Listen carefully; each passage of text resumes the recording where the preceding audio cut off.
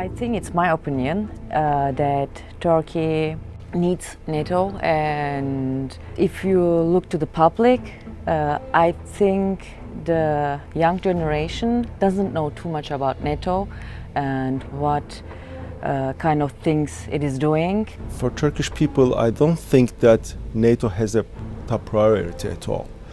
There are many other subjects that people are worried about. The fight against terrorist organization PKK is one of them. Relations with NATO is not something that a person in the street could answer you easily. The Turkish population views Turkey's role within NATO as being rather insignificant. And therefore, there's a perception that NATO policy is essentially dictated, implemented by other powers than Turkey. Now, that does not reflect reality. However, we have, both on the Turkish side, but possibly on the NATO side as well, we have not been able to fully address this concern. Whereas today, the situation is vastly different. Turkey plays a much more constructive role within NATO. There is a big turbulence in Middle East where Turkey wants to play a bigger role than ever than before.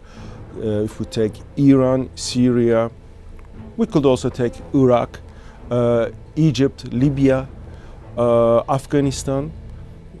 These are the countries where we can talk about Turkey's role. If we go back to 1960s, 70s, Turkey was not warmly welcomed by Arab countries at all because Turkey was a little bit distant to these countries. This government follows more pro-Islamic policies, pro-Arab countries' policies when it comes to relations with them.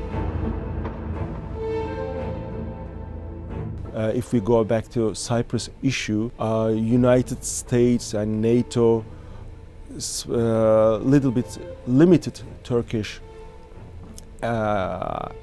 actions in Cyprus.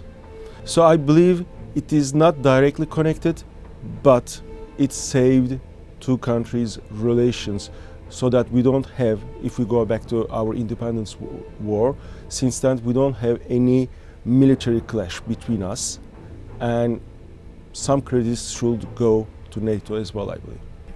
The solution will not be close, and that's why the relationships between us will go up and down again.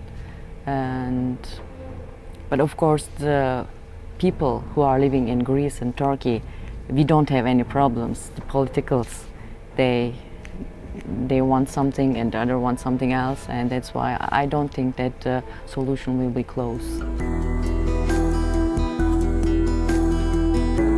If these obstacles remain on Turkey's path towards membership, EU membership that is to say, Turkish policymakers will be even more intent on consolidating their presence within NATO, because then NATO will remain almost the sole platform for Turkish policymakers where there is a sort of transatlantic agenda set.